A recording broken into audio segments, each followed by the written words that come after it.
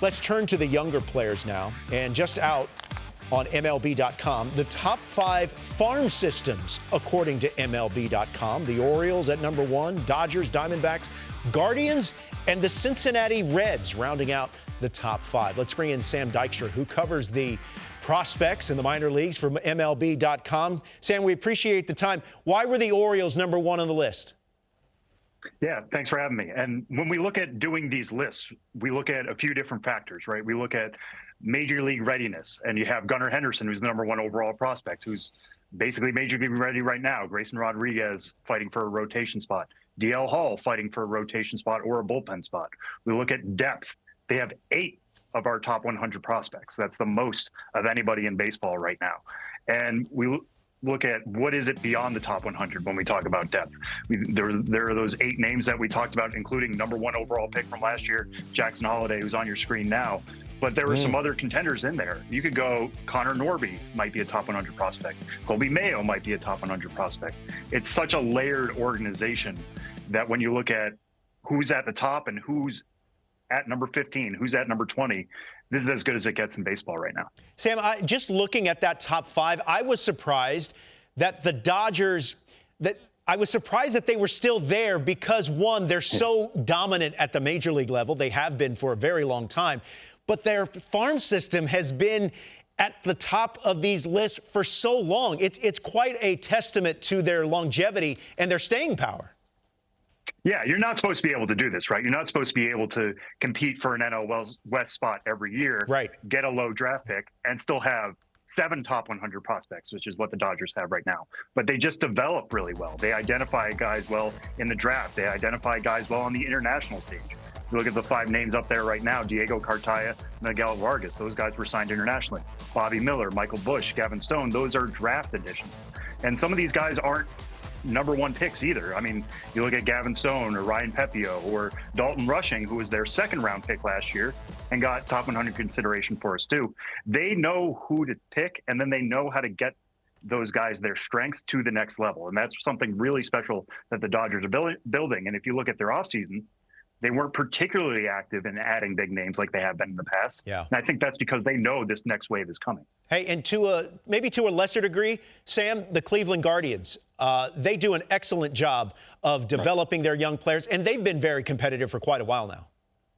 Yeah, the Guardians, one thing about the Guardians, they will take somebody like a Shane Bieber. Shane Bieber is kind of the ultra example of this, right? Somebody who could really throw strikes in college, but didn't necessarily have the velo. Then they taught him how to add velocity. Now they have guys like Gavin Williams and Tanner Bybee who are following that path. And they have some really good hitters as well in the system. They seem to identify hit-first types, not power types.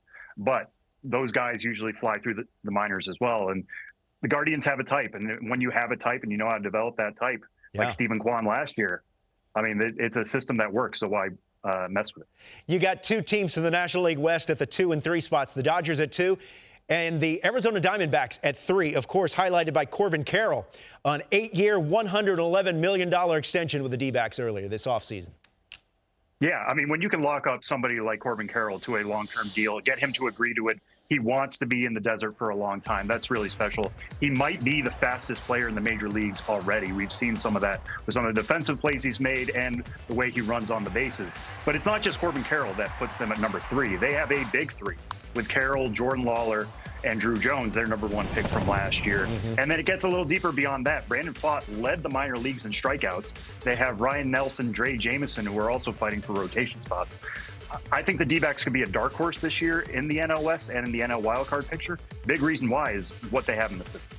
And the St. Louis Cardinals, they have a very good, long tradition of developing young players. Jordan Walker, Mason Wynn. Walker especially a physical specimen.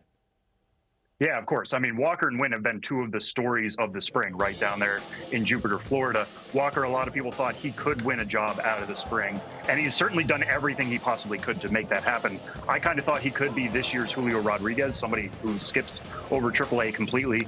Mason Wynn, I don't think, is going to do that. But he could move to AAA pretty quick. He has the 80-grade arm. He's starting to show he can hit a little bit. The power is budding. And what's special about that group that we have up on the screen right now, those are their 5 top 100 prospects.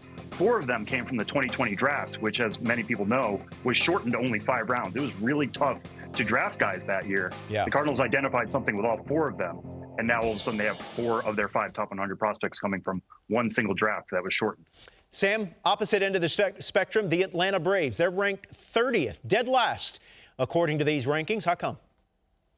Yeah, I mean, when you look at it, they had 0 top 100 prospects. They're our only organization that had no top 100 prospects. And that's, not necessarily a knock against the Braves. They are a good major league team. They graduated Michael Harris II last year. They graduated Spencer Strider. The one thing Atlanta knows how to do is they know how to keep guys around. Like when they were debating who to trade last year, they let go of Christian Pache, sent him to the A's. They kept Michael Harris. Harris is the better player now. Now you look at what's left in the organization. Jared Schuster is fighting for a 5th rotation spot. He's not necessarily a top 100 prospect now. He might look that way by the time he graduates, given how his velocity has ticked up.